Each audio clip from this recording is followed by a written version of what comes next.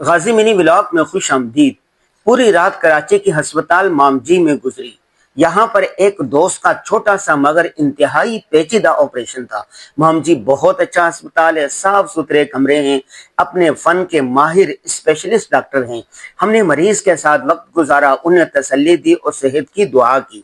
ہسپتال سے فارغ ہو کر آنے لگے تو ڈاکٹر حماد صاحب کو گیٹ پر منتظر پایا۔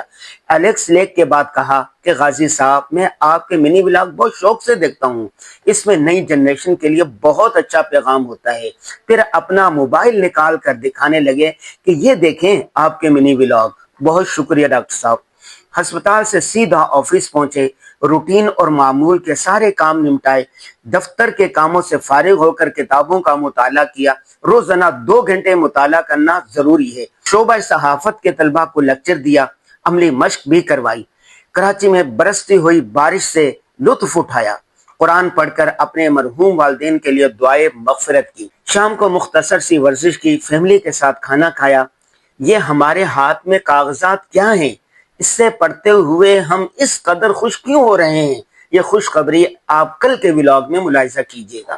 آج کی ضروری بات یہ ہے کہ اپنی صحت کا خیال رکھیں، کسی بھی بیماری کو چھوٹا سمجھ کر نظر انداز نہ کریں، بلکہ فوری علاج کروائیں۔ جان ہے تو جہان ہے بھائی۔ اللہ حافظ۔